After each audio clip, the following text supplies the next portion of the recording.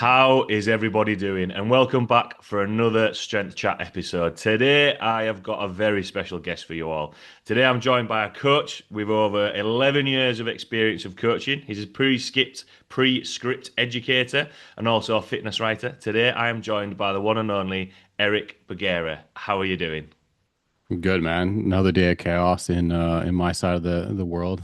Like, see if how much see how much caffeine I've retained from all the doses throughout the day, and see how much I can put together for a podcast. Just have to keep a tally in the corner of the podcast and just be like, right, we're nudging it up now. Um, Literally, like, but no, thanks a lot for taking the time to jump on. I suppose the first question is, how are you? What have you been up to? What's been happening in your world recently? yeah, we honestly, it's been a whirlwind for probably the last two and change years. Like, my son was born August of 2023, and at that stage, that's where like the entire world changes for anybody that has kids, anybody that doesn't. Like, it's a wild experience where you don't realize exactly how it's going to sound offensive to some people and completely enlightening to others. You don't know how involved the process is of raising a child until you're there. But the idea that it takes a village is not an understatement, and we don't have like the largest village. So for me, because of similar to you, like I work primarily online. I am a trainer, I'm a writer. Like everything I do is very pliable. So after my wife took full maternity, because I don't require it, because my job doesn't require me to be anywhere at any time, she went back to work full time, and then I became first up, first at bat, first job, full time stay at home dad, and then full time work with everything else at the same time.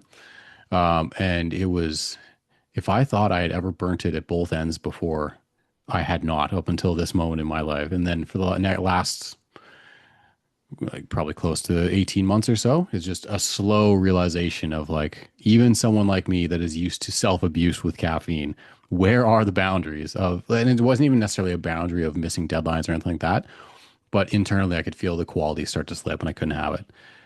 Then abruptly, preschool starts and we're back. So it's like been this nice the roller coaster ride of figuring out what is the most important thing to me in my career, like which prong of it, which spinning plate are the most important parts. How do I support all of those while not also sacrificing family life? But now that we're getting a little bit more assistance through, he started something where I get more time back in my day to be able to focus on me and my career. We're back. We're slowly but surely like building back out the same infrastructure I used to have to support all the spinning plates once again.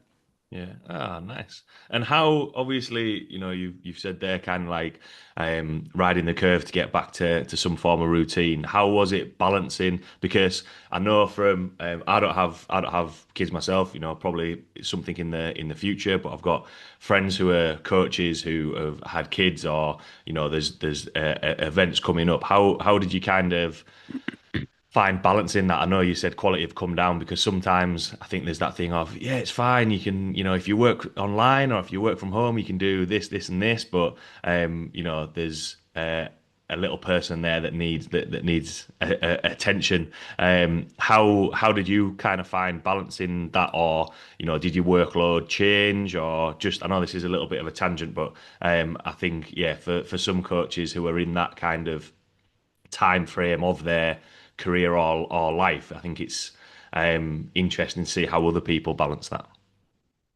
Yeah, it's something that if you've been in the game long enough, you'll be confronted with it. Like not everybody wants to start a family, but if you do, there is no balance. Like that's the cleanest way that I can say it is for the early years, it is just pain tolerance.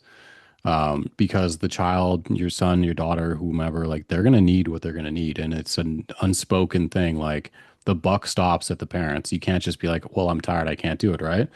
So at the end of the day, like you have any and all the commitments work-wise that you've committed to, things that have hard line deadlines, whatnot. Like you got to be on top of those.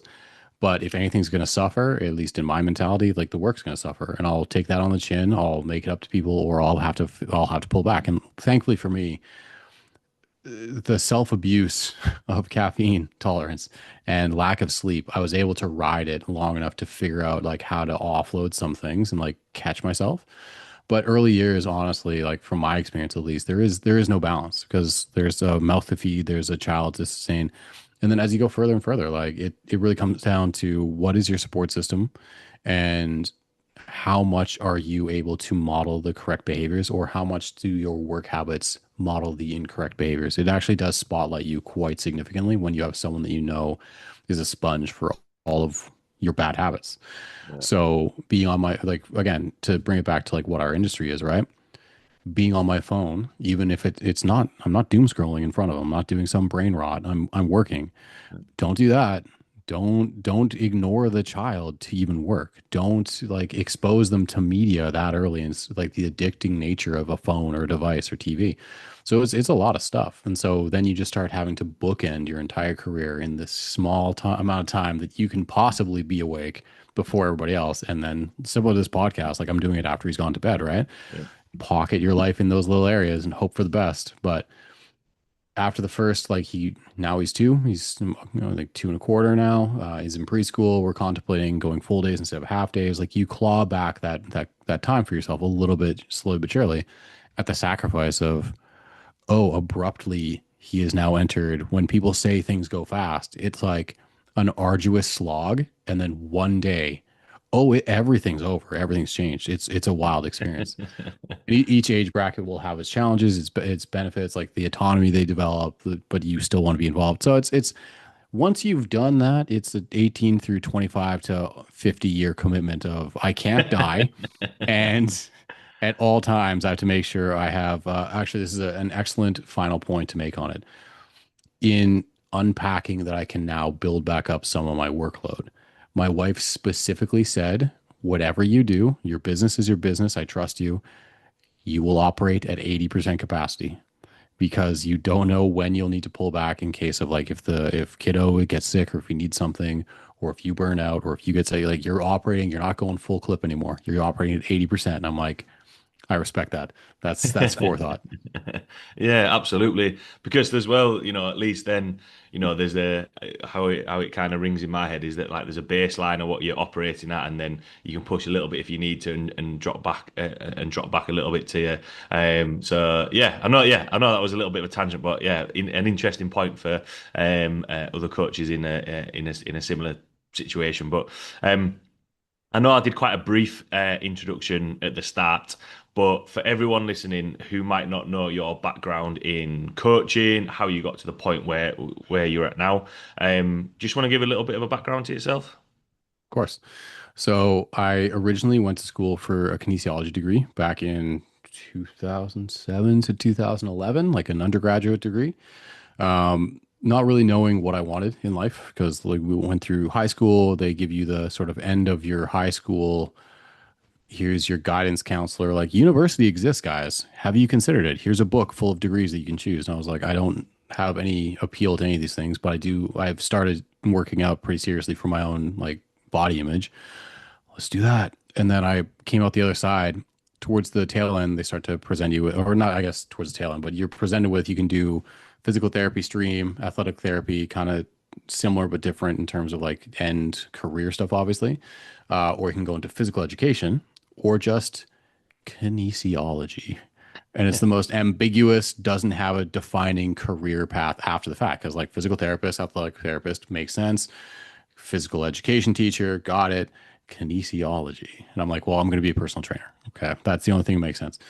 And as I went through that process, thankfully it's a rarity, but it coincided. My personal interest and my passion aligned. So making a career out of it, we're cool. We got it. Right. Went out, became a trainer in a box gym, made it about 18 months after an arduous, painstaking building of the career. I got plopped out. I went to a career fair for them, and then I got placed in like just where trainers go to die, like inner city core of my city, downtown in an office building gym, where as a child in the industry, you're like, oh, an office building, sweet. You're going to have office workers and like business people. They're going to have money. It's going to be great. And then you slowly realize, oh, this is where training goes to die because you're going to have people show up before and after work to use the shower and maybe do a class. Nobody come, like they go to their home gyms on like the periphery of the city. Cool. It took me 6 months to get the clientele base you're supposed to be able to get within like 6 weeks. But I did it. And slowly but surely, I found success as a trainer, like outright found success. We did it. But then I burned myself out, as most young trainers will do. So I went back to school, got a second undergraduate in nutritional sciences, and then parlayed that into my master's degree in kinesiology. And at that stage, I was like, all right, let's go back to being a trainer because that's literally why what I exist to do. So I went back in a much better location, which with wild overqualifications for being like a on the floor box gym personal trainer, which was much to the delight of the company because I had an excellent relationship with them to begin with. But I'm walking in being one of the most highly qualified trainers in the company. So built it up again there. And then we got to sort of the pandemic era and everything was kind of on again, off again. I was once again burning out after a couple more years of being a trainer. I had kind of filled out my roster, done it for a long time. We got shut down, and I was like, "Sweet, I'm gonna sit in my underpants and play video games for a couple weeks, and that'll fix the problem." Within like a week of coming back, I'm like, "Cool, I'm not fixed at all, like at all." Um, but then they introduced me to the education side of things. They could sense my burnout. They obviously wanted to do something to help me with that and like to give me a challenge or a push. So I got in with the education space within the company. I helped kind of redesign a lot of the lectures and a lot of the content they were doing. But very shortly thereafter, again, it was I would hit ceilings and then have a desire to push. And I think like the anxiety of a challenge, it's anxiety. It is anxiety. I don't like it, but I don't like stagnation more. So I was like, all right. So at that stage, we're like mid-pandemic, and my wife Sparta kicked me out of the commercial gym system. She's like, you should never have been there. Like I should have to cut my teeth, but she was like, you can't work for other people. You got to work on your own. And so for someone that's in our space, obviously to hear that from both of our families are traditionally like find the safe job. Um, you know, I already didn't have that. And then to have my wife then be like, no, you should totally do the even less safe version of it and work for yourself and build an online presence to do that. There we go. Okay, let's do it. So for 5 years since about 2020, I've been online independent, and then around that same time, Dr. Jordan Shallow of Prescript fame was doing a circuit of education series with the company I was with, and pretty much right when I had seen him live and in person for the first time, he was a little bit on my radar. But I went to that. It was one of the only continued education things that I had actually participated in because one part ego, one part legitimately. Like at the stage of actual like degree based education I had, I'm like the introductory stuff, the assessments, the stretching, the whatever is going to come through the company to help with baseline trainers. Like, but why though? And then he came through, and I'm like, okay, now I have someone that I'm kind of interested in seeing what they know. We talked a little bit. I actually trolled him for the most part while he was there. And then during the pandemic era, I took his online version of PSL1, the one of the first iterations of it, and we kind of connected through that through his community and stayed. I just sort of stayed in the community thereafter. And slowly but surely, that got my foot in the door, sort of contributing in terms of the lab system and building out my own sort of thing where I was on the sly, kind of like running my own lab for them without them realizing it. And that eventually evolved into an actual position in the company. And then the rest is it's either going to be a referral based system, like something spun off of that, but it became like my platform for continued growth while also giving back to the space through continued education. So it led to the professional writing you alluded to. I wrote for Barbend for a long time. It's my own like rise throughout the industry in terms of credibility, but in terms of like exposure, getting on different podcasts, like speaking to different people, having the opportunity to travel and do seminars. It all spun off of that. Yeah. And well, thanks for sharing that. And with because going back to what you said right at the start of right, what is it that I want to do? Oh, I've just started training. I'm going to do this. Do you think that that because by the sounds of it, you're wanting to learn, figure things out. You want to have that knowledge so that you can set a high standard. Has it always been a case of when everything has come around, being the PT, doing your masters, doing the education side of things is just something that came out of you just enjoying training, enjoying learning, and having like an interest in it, and those things have just kind of come off the back of it? Yeah, I've always had a drive to understand why I'm failing. And again, it's even as I articulate that to you, it's thing I'm lazy and I'm anxious. The same as most people, most likely. I don't want to have to do any of the things I had to do. But here we are, like, but I get confronted again with that brick wall of a plateau, of an injury, of frustration with lack of progress. And then that like fiery, passionate frustration overwhelms the anxiety. And I'm like, I'll run through a wall to figure this out. I'll just get super stubborn about it. And that's really what most of the things that I've done academically and professionally, eventually I just the inside joke with most of the prescript staff is we're this weird eclectic international mix of people that is defined by if you we are all in a metaphorical room together and something was like something in fitness was happening, we just look at each other and be like, are you fucking seeing this shit? Like, do you see this? And then oh, okay, we have to do this ourselves then, and we have to build out. And this is again for people that are not familiar with the brand. It's a principles based biomechanics, functional anatomy company. It's all rooted in high level from a clinical perspective, from a straight kinesiology perspective. That's kind of it for me as well. And that's probably why the team meshes so well is that we all, before Prescript as like a unifying company or a unifying agent, we all kind of had those character traits. And if we pull that thread further, that's basically my ideal client. It could be in the form of a trainer, it could be in the form of a gen popper, but it's the person that has put forth effort only to very frustratingly get like just rejected over and over and over. Like whatever missing piece of the puzzle, it's not lack of effort, it's a lack of knowledge. And then it was just me just running through a wall to figure it out. And then now I want to serve the people that are going through the same. Yeah, cool. And with that kind of my head again, this might be a little bit of a tangent, but as you're saying things there, you part of my role when I was back in the UK was helping coach the development at the gym that I was at. So younger trainers coming out of uni, Yep. recently qualified, and it's kind of that thing of it's as though they've got that entry point and then that's it, as opposed to well, no, actually, it's a little bit like learning to drive. You know, like hands at 10 and 2, and you've got to do all this, and then all of a sudden, yeah, and then you end up learning that actually nobody actually does that in the real world. This is what it happens, and people shout at you and beat the horn. Do you think that? Well, yeah, probably as an educator, being interesting to hear your thought. Do you think that there's maybe especially with prescript, that there is a change of coaches wanting to learn more, as opposed to maybe a couple of years ago when trainers were just kind of like, ah, yeah, this will be fine. I'll just do this and give everybody the same program. Whereas, especially, and it might just be the kind of the tunnel of content that I kind of see of people wanting to learn more and just want to separate themselves from I'm just a trainer to actually no, I've got a little bit more knowledge, like what you were saying about overqualified being a trainer on the gym floor, but you've got that knowledge there, which then can lead to other things like education or writing or anything like that, if that kind of makes sense. Yeah, as you're describing it, the one thing that's like popping in my head is probably when I initially got in the space, and then like a generation of trainers before me as well. It's the concept of being ignorant of your own ignorance.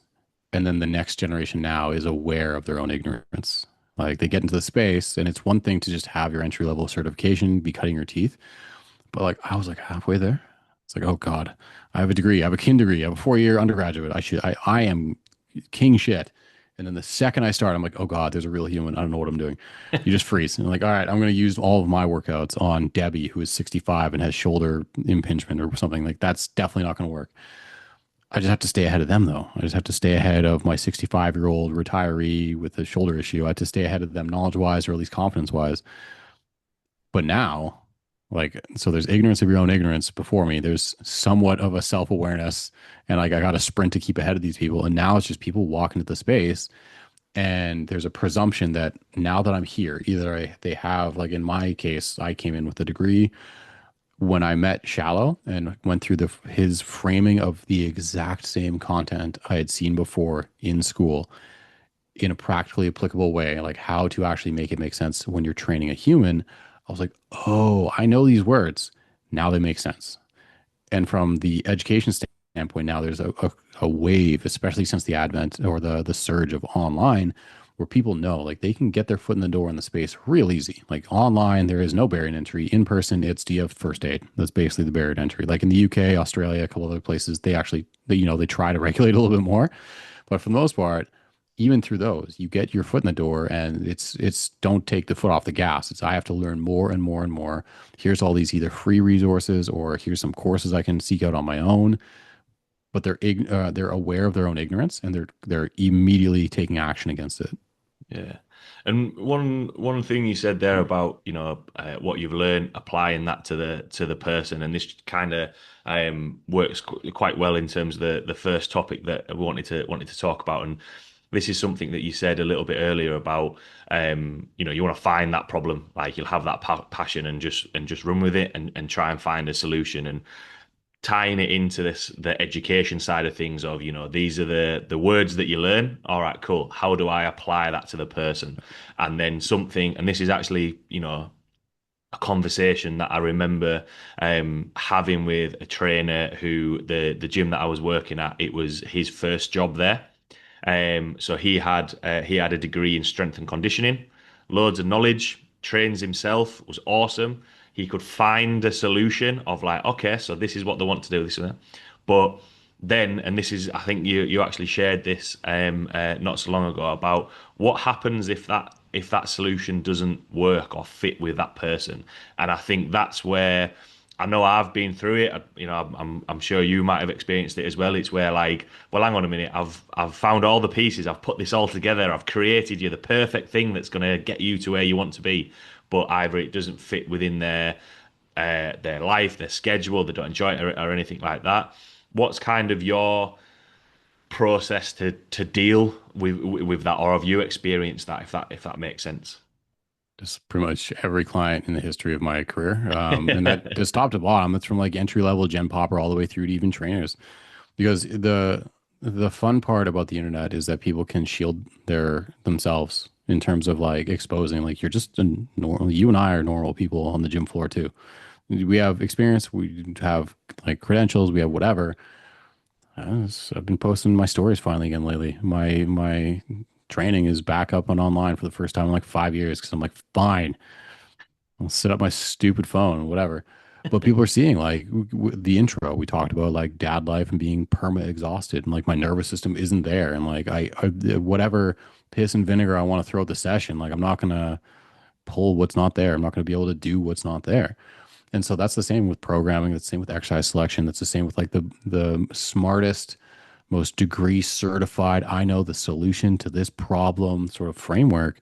It's all great until there's a wrench thrown in that entire system. And the most common one is often from the perspective of like an exercise selection, or it could be just more broadly as you described with your initial question. But I think exercise selection is an easy analogy for where it goes sideways for people and how you have to be more pliable than your first choice. Even from the perspective of some people just don't resonate with an exercise. And so hip mobility, core bracing, foot pressure, I write a lot about it because it's like once you start to understand some of these hot spots, you start seeing in the matrix. I was gonna, like literally, someone walks up to you and you're like, oh, that's where all your problems are. You literally do a gait analysis as they're just walking towards you and like, okay, I understand what we're fixing before you've even told me what your goal is. But it starts to get almost lame because it's all the same sort of issues. However, the tools at your disposal and the application of those tools is going to be unique on a one-to-one basis.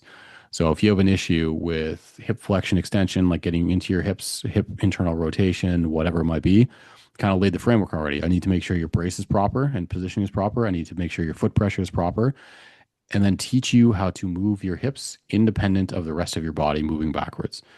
Uh, that could be step down. That could be a step up. That could be an RDL or B stance RDL. That could be a split squat. That could be insert single leg press. There are so many different ways to load a hip eccentrically while I still cue you all the same things, but from slightly different angles of attack, slightly different visual sort of perspectives for the client, whatever it might be. I've for 30 seconds in my career, I was like, we're going to do lateral lunges because if I do this right, it's the best bang for your buck tool ever. And like 0% of my clients got it. I honestly probably wouldn't. It's like actually an even more prominent example because it's us. Go Prescript. We did it. The hip airplane. I love my team to death. And it is. When you are capable of doing it, it is the single greatest shotgun warm up for a lower body session you can possibly do. Like you've done any general stuff, any blood flow work that you need to do to get yourself actually warm. And if you can perform a solid hip airplane for a couple reps per side, couple rounds, you're literally painting the edges of every single range of motion and stability base that you might need for, say, a hinge or a squat pattern. Nailed it. But then we see the advent of every box gym coach that has less than a year of experience with a 65-year-old trying to perform a hip airplane to accomplish those same goals. And I'm like, have you considered the adductor machine, the abductor machine, and a 45-degree hip extension or a cable RDL where you literally are just using it to counterbalance yourself? We're going to get into your hip abductors and adductors, reduce internal rotation by virtue of autogenic or reciprocal inhibition, either one, choose your own adventure, it doesn't really matter. And we're going to get into your hips either because of the counterbalance effect of the cable RDL or a little bit more onus on you to control it on yourself, but a 45-degree hip extension that's a great deal easier than a single leg RDL that is also a hip airplane. Like, and so I just in real time, because I roasted Junta, one of our guys, I didn't roast him, but I asked his perspective on it. I was like, did I just design the lazy man's hip airplane? I'm like, yes, because I took the components of what you're trying to accomplish with it, but also fed it back into the system, which is a client, or in this case, me, in a way that they would understand. So we're going to paint the edges of what your hips can do. Cool. It's not bang on, but it's enough for this exact moment, especially abduction, adduction. We're going to go and then get into hip flexion extension, and we're going to facilitate it as easily as possible. I gave 4 options for one. If you say that on the internet, you're a bad trainer. If you use it on the gym floor and actually get the result for the person, as opposed to them fumbling around trying to do a hip airplane for 30 minutes and getting nothing out of it, who is producing results? And I must say, again, the hip airplane, fantastic. It's its progenitor, Dr. Jordan Chow, fantastic. But like really, because like, and it also actually in this conversation, it kind of represents the demographics that I serve and what's most appropriate in terms of how you might transform one concept or one idea to better be applied to a certain demographic relative to say, oh, you're a high level athlete. Even sometimes they don't need it. But you get my point. Like they might benefit from the hip airplane, whereas a 65-year-old trying to squat their body weight for the first time maybe don't do that. Yeah. And with that, because when you're saying there about yes, this is the best exercise for it, but then kind of like filter it down, do you think it's a case of you can go you can go on social media, go on Instagram. I know I've done it, being like, do these three exercises or anything like that. But it's always with the subtitles of, look, only if this is going to be right for you and your problem. But do you think that sometimes because so many exercises get sold as this is the most optimal, best, super duper exercise ever, that people think, well, maybe I should be doing that. Maybe I have to be doing that, as opposed to, everything's kind of, well, if this fits your goals. So it's a thing of, right, well, yeah, this is the main exercise. This might be the most optimal from like an actual education point of view, but actually, if we just lower it down, it might not be as optimal, but for you, it probably will be. I know that's kind of like a bit of a waffly question there, but is that kind of your thoughts and how you kind of deliver that to the coaches that you educate as well? Yeah, I'm pretty brazen now and fearless on the internet in terms of just like the internet's not a real place. Anybody that's gonna get into a fight on the internet, really. But I digress. And actually second? No, I don't. I don't digress. Actually, is these 3 exercises are the best ever? Like anything like that I see, you're being condescending without even maybe even trying it. You're just following like a trend, and you don't realize how condescending that is to many people. Like anything that comes off almost infomercially in our space, we lift weights, guys. We're girls. We're out here. We're lifting weights and we're helping people perform exercise. Um, Now I'll get back on topic. I have myself even done that. I've been trapped in that hamster wheel of I'm not getting the result that was purported to be the best because I do this exercise, and I just slam my face against it over and over and over, trying to, it's just gaslighting myself into like, no, I'm supposed to be able to warm up in 30 seconds with this, and then proceed to immediately like throw out my SI because the warm up was garbage. And then finally, the year was 2024. I was like, let's do the stuff that I used to do that's suboptimal that would always work every time. And all of a sudden, I find myself back on. I'm going to do like 30 seconds of foam rolling for my glutes, my QL area a little bit. And then I'm going to do what I actually fell in love with very recently because a lot of people were struggling with anterior pelvic tilt was literally just the foam rolling, yes, but also I'm going to do a feet up, like just a lying crunch. Palms stay flat to the ground, and you literally the feet up position, like a hook lying position almost, I think it's called.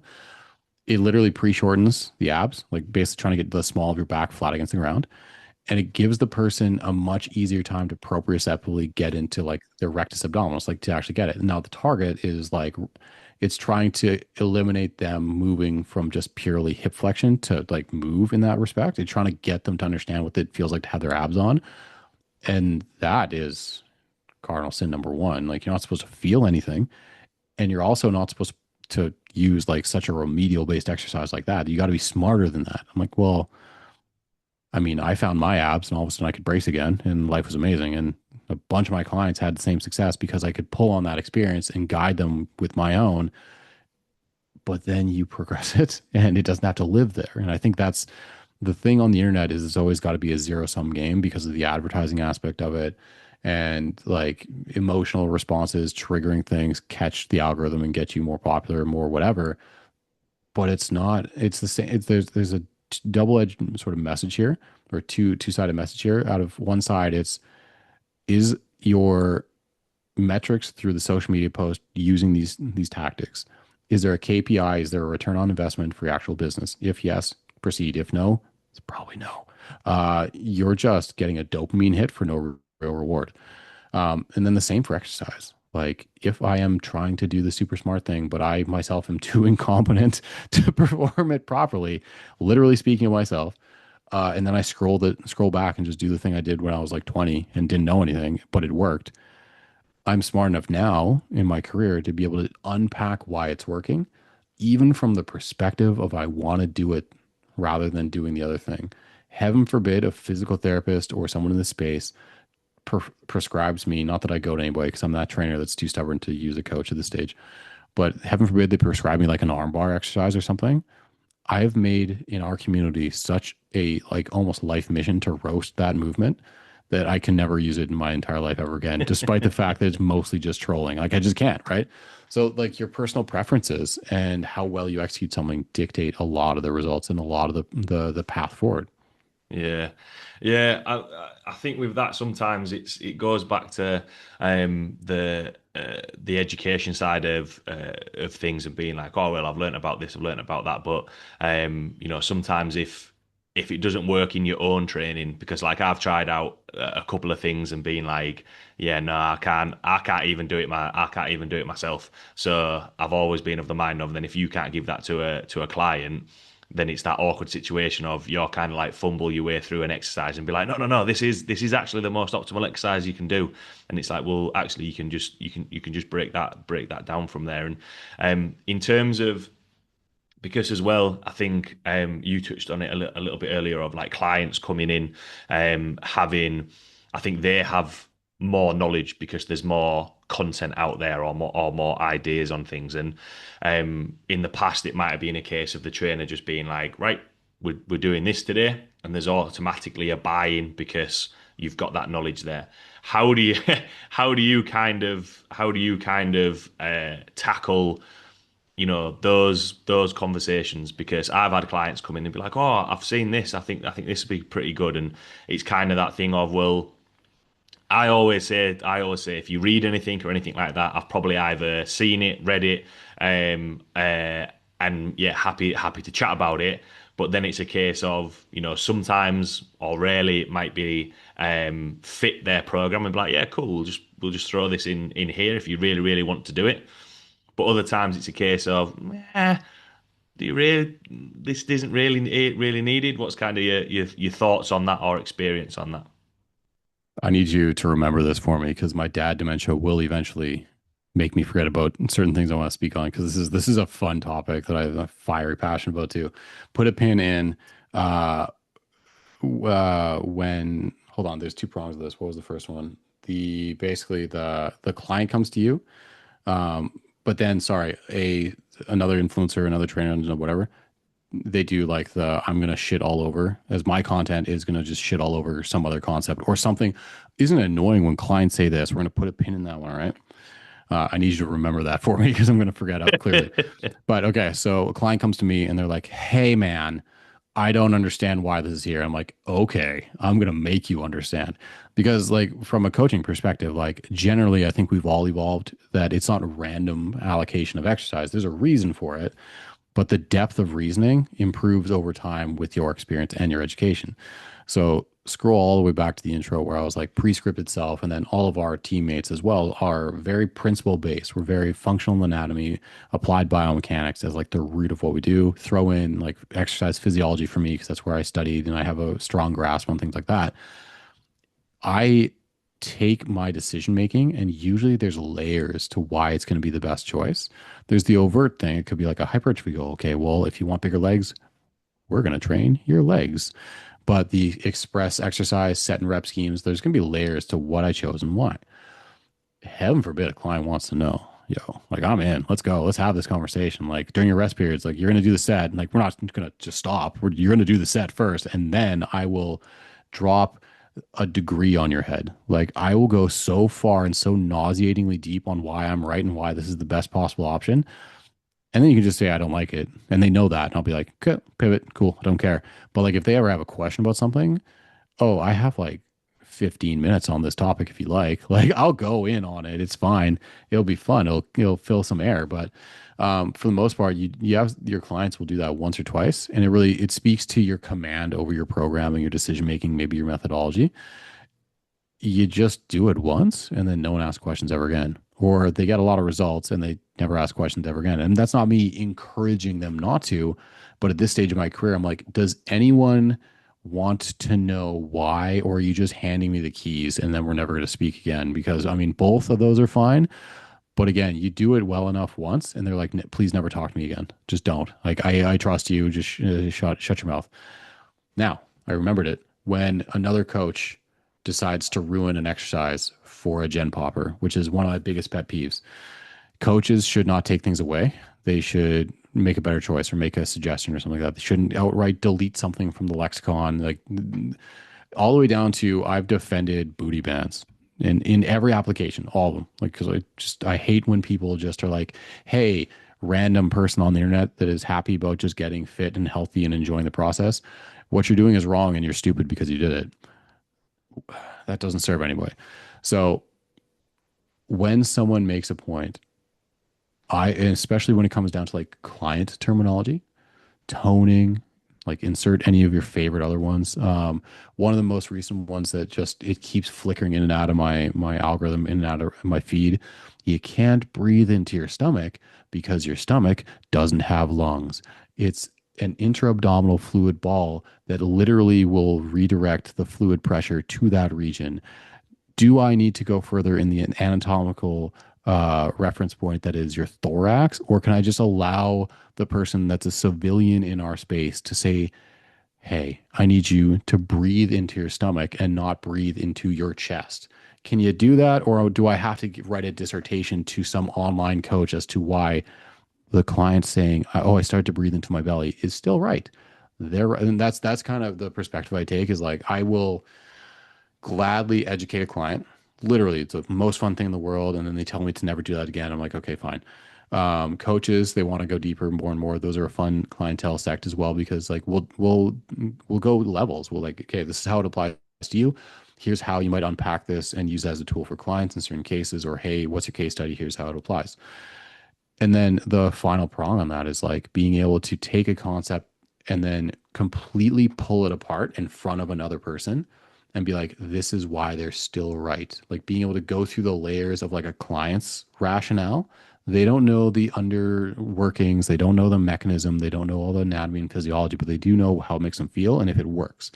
If those two things are present, it makes them feel good or it works, something is happening that I should be smart enough to be able to look at it, appraise it, figure out its actual underbelly, the working parts, the moving mechanics of it, and then rationalize why it's a choice that they would make. Like, why does it work? Booty bands. Why does it quote unquote work?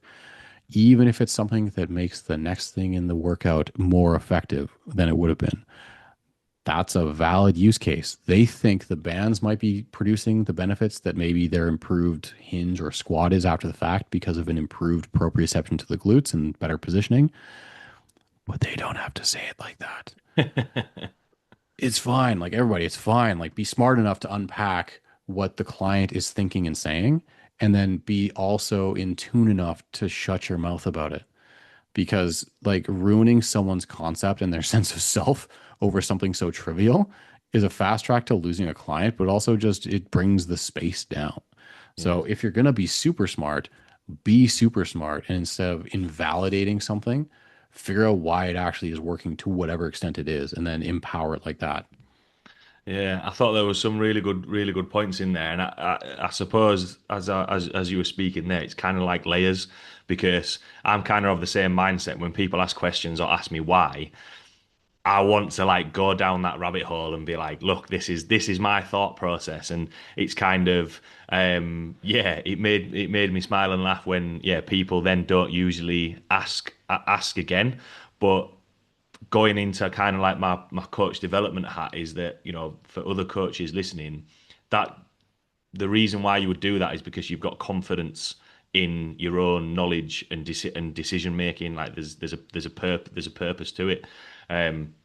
Whereas if you get yourself in that situation, and it'd be good to hear your thoughts on this as well, but get yourself in that situation where you can't really give them an answer and you kind of like fumble your way through a decision, that's where you're going to open yourself up to more questions, and then that buy-in from the client really isn't going to be there. But then also I'm a big fan of what you've said there. Rather than just saying no, we're not going to do that at all. There's probably a reason why that client has brought it to you. Whether it's just because a little bit like what you said about I just don't like this exercise. They might just like the look of it.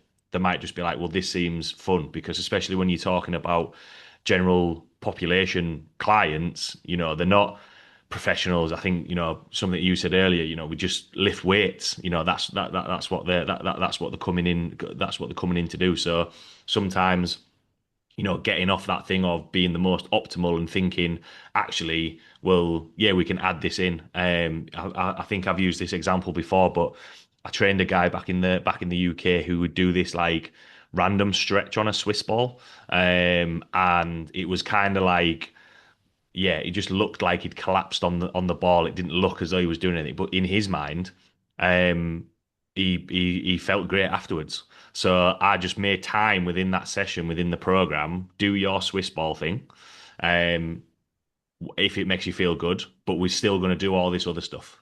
And then right, we're gonna go into that. It wasn't the most optimal, but like again, a little bit of a maybe a little bit of a tangent, but in terms of just dealing with that person, whereas sometimes just saying no, because nobody likes being told no, you can't do that, or that's wrong, because then all of a sudden they're like, well, I'm not going to work with this person because they just keep telling me I'm wrong. Would you kind of agree with that? What's kind of your thoughts?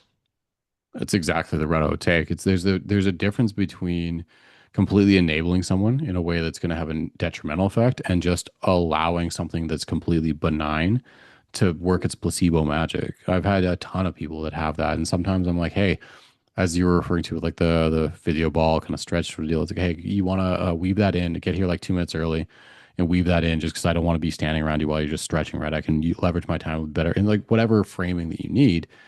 But that, like, if it's completely, absolutely benign, like, who cares? Like, is it a bad? Because it really, you have to analyze, like, why am I moving on this so aggressively? Why am I ruining their good time? If I know it does nothing, nothing is not necessarily a negative. And everybody always has this concept. This is something that blew up a while ago, but when the optimal quote unquote movement was a huge thing, it got co-opted by memes and people that were just like building a name off of being contrarian. The number one smoke bomb that people like to use is that I'm not allowing you, or I'm trying to make sure you're not wasting time. Whose time is it to waste? Why are you just playing hero now? The unannounced, unspoken, unknown hero that is just going to save me from doing what? I can't roll on a foam roller for 5 minutes because I'm wasting time. And then what, I'm just going to die? Like, what's the consequence of this? Like, again, pull back the seriousness of the situation. So if it's benign and they feel good, chances are someone that feels good performs better, even if it's placebo or if it literally does nothing. That's a thing. And again, it's their time to do with what they want. They've employed you for sure, but I think people superimpose either from a standpoint of ignorance or just overreach. Um, like egos in there too. Like I have to somehow capitalize on this moment to show that I know everything and I'm better than everybody around me, or I'm smarter than you. I'm going to cleanse you of anything that isn't a direct shot straight towards the most optimal way of achieving this. Like, man, everybody, honestly, like if I were to summarize it, everybody work in a box gym for 5 years, and then you'll realize like it's not that big of a deal, bro. Like let them do Yeah. the thing. If it doesn't cause a net negative, let them do the thing.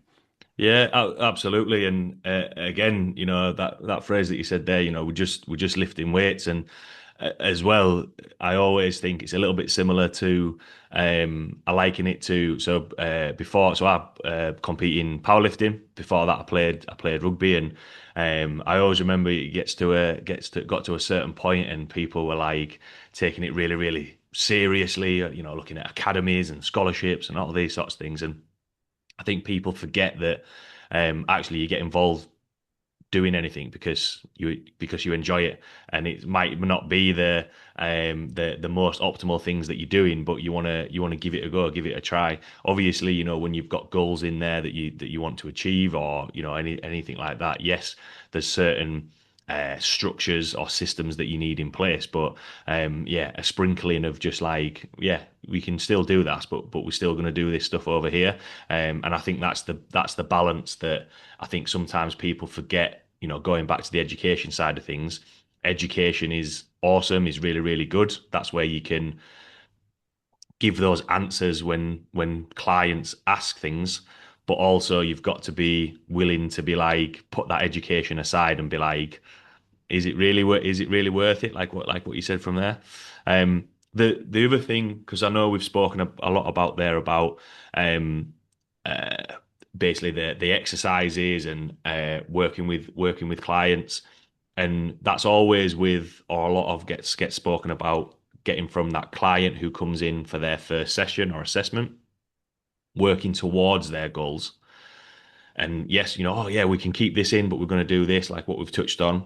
But what happens? Where does that transition in terms of, finding out what's the most optimal, or once they've got that progress, maintaining that progress? Because I feel as though there's a lot of information about, yep, this is going to get you from here to here, but often it's a case of, all right, well, that client's going to cycle around again and be like, right, well, actually, I want to get to that point again, as opposed to, right, I've got this point, I want to maintain it, or I want to go do something else. I want to, now that I've lost weight, I want to build muscle, or I want to compete in something.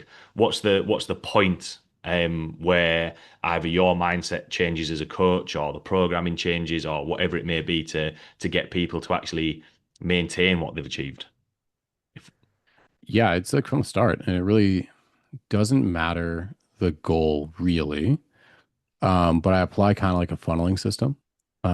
So the way I view most things, and I've had conversations with clinicians about it, and like a lot of rehab training is hypertrophy training, just scaled to like maybe a very specific joint or a very specific muscle group. But like the parameters have to be basically hypertrophy, because if you go too heavy, you're gonna just dump it into a joint. You go too light, and what's the point? You're doing like TheraBand external rotations and getting nothing out of it.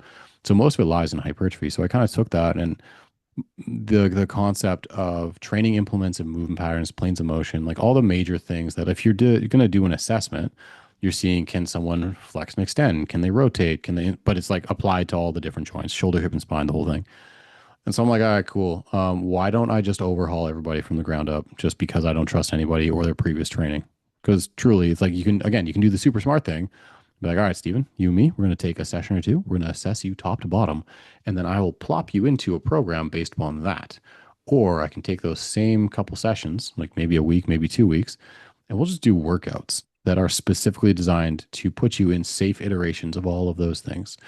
Now, what does that look like? It's probably going to be half kneeling landmine press, half kneeling cable pull downs and rows, some split squatting or B stance work, something like that. It's going to test, she's going to show me everything, your ability to brace, mobility through all three planes of motion, and just general sense of how you train. Like, are you going to be able to push, stuff like that, strength, all the things. And it's using movement patterns that I would probably parlay into if someone did present me with something that is messed up. They either can't move from restriction or they don't have the skill or the technique. It's basically funneling them straight towards the entry point that I would use for everybody. And then, like I was saying, I started to realize that, A, the assessments, what am I going to just have a piece of paper tell me what to do next? Like, they, especially going into my kinesiology degree, and be like, we're going to do the sit and reach. Why? Why in God's name? What data is that going to provide me for their actual workout? So all I did is I just took, okay, planes of motion, ranges of motion, training implements. We're going to go from the most stabilized version that applies to you. And we're going to basically knock out using tempo, using basically every training parameter that's available to you in programming.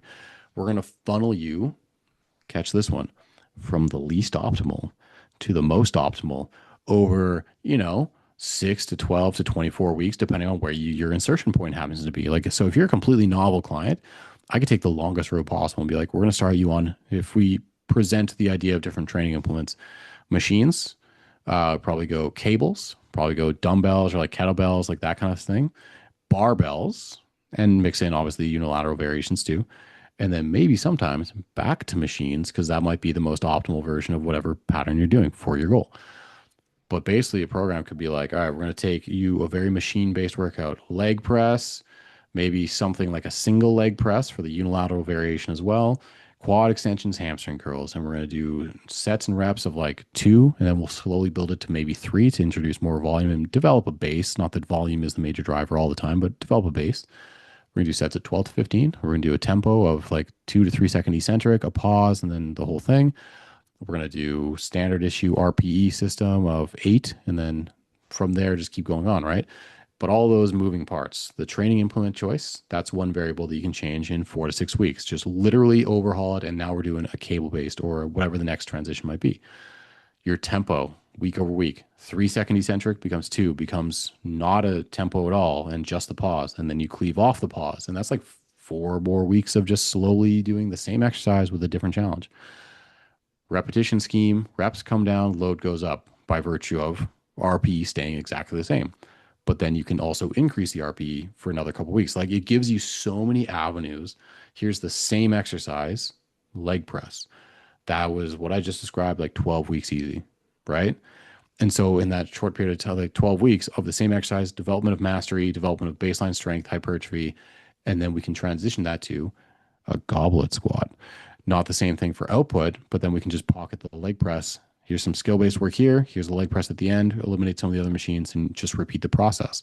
But it's something that it would just be like, here's the widest funnel of all the funnel mouth for all the attributes that I need you to develop, right? And then in your first 3 to 6 months, we're just going to slowly funnel you towards whatever the optimal version of it would be. We're going to barbell squat. We're going to barbell deadlift or RDL, and we're going to use like sets of 5 to 8 for each one of them to make sure we're all whatever, right? The holy grail of parameters. Get you there, and then I can spin off to whatever you want. I can do high rocks. I can't because I barely understand what high rocks is. It's like CrossFit light, I guess. But you know, you get my meaning. Like if they have that's offshoot, like okay, we lost did a fat loss phase. I can use that during a fat loss phase and just do more cardio or caloric depth, whatever, right? But it allows you because you've taken the person and given them a base of attributes that are so cross applicable. They have a foundation that they can spin off into anything at that stage. So truly, like if someone comes to me, I'm gonna have a couple of different goals in mind, most likely, like usually one aesthetic, one performance, and then one like dreamer goal. I want to run a marathon. I'm like, cool. We're going to address all of your ouchies first. We're going to make you functional as a human first, and then we'll spin you off and like refine your training to more directly go after that marathon goal. But for almost everybody, it's like largest opening of the funnel them all the way down, and then whatever you want from there. Again, you have the tools at your disposal to now just focus on that. Yeah. It's good to see everything that you've gone through there is like an actual system to follow, like just following a flow chart and just changing it around, as opposed to I think sometimes it can be a case of just reinventing the wheel, whereas actually, if people are going to squat, there's just variations of that and progressions, up and down, what you want to use. Whereas I think sometimes that within the different stages of, right, we want to get them to this point, and then once they're at this point, we need to do something crazy and change it all around. Whereas actually, that same process, what they were doing at the start, we can still do a similar thing, but just change a couple of variables, which I think sometimes gets lost because going back to what we were talking about coaches wanting to maybe show off their coaching or their knowledge or whatever it may be. There's such an emphasis on getting them to that point that sometimes the actual thought process of, well, actually, what happens for those weeks afterwards, like you said there, all the way up to 24 weeks. That's a plan longer term as opposed to just a short stint of, right, I'm going to get you to that point, but then that's it. We don't have any idea of what's gonna happen next. Um, Quite a lot of topics and tangents thrown in there, Eric, but really, really enjoyed chatting with you today. The last question that I like to ask for everyone listening, whether it be clients and coaches, what would be your take-home points or words of wisdom for everyone listening? Everybody just calm the fuck down. Like, I apologize. I'm asking you this at the end, but what is the language on this particular podcast? But truly, it's like the space of fitness is designed to take you from where you are to where you want to be. It's designed to make you feel good, it's designed to make you perform, look better in your own like perspective, whatever it is, right? It's designed to improve and enhance your lived experience. Somehow along the line, at least in the social media spheres that likely you and I both exist, amongst the staff in fitness, the trainers, the quote unquote educators that everybody likes to fancy themselves, it became a competition. And don't get me wrong, there is competitive improvements in knowledge is a good thing, but losing perspective on what we're actually trying to accomplish, just improving the lives of people that are just getting to fitness, that's the number one thing. So for the most part, people just need to relax, calm down, doing more than what you did last time in some respect, doing things better, just move the needle and treat it like it's the lifelong thing. Because the other prong of what I just said is that people will take, we've spoken about the optimality of your choices throughout this podcast. People will take, again, someone that is and I love that there's like a term for it now, but a lifestyle client. So everyone that isn't the exceptionally niche of a niche of bodybuilding or powerlifting, that's everybody. But they're a lifestyle client. Like, it's, again, perspective. But then applying the extremes of what a performance-based client would want because of the fear of being judged by other coaches that you're not doing the quote unquote optimal route to whatever that goal is. Like, listen, someone that is a lifestyle client, someone that is a complete novel gen pop client, the every person that is just, if they can allocate 2 sessions to you, you're winning. You don't need to go to the extreme degrees of what someone doing a contest prep of for strength or hypertrophy might do. So again, perspective, everybody calm down. You're doing great. Just work real hard for a long period of time and don't get hurt, and then we'll all make it.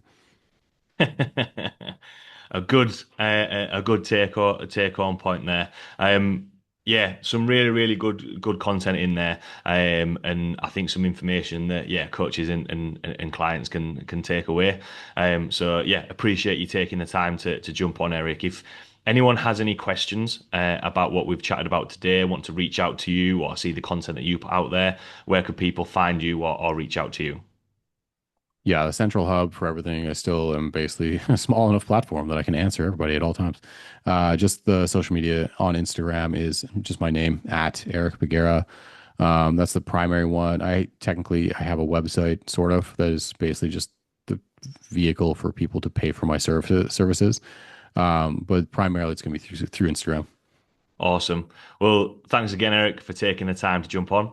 Thanks a lot to everybody listening, and I will see you all next week.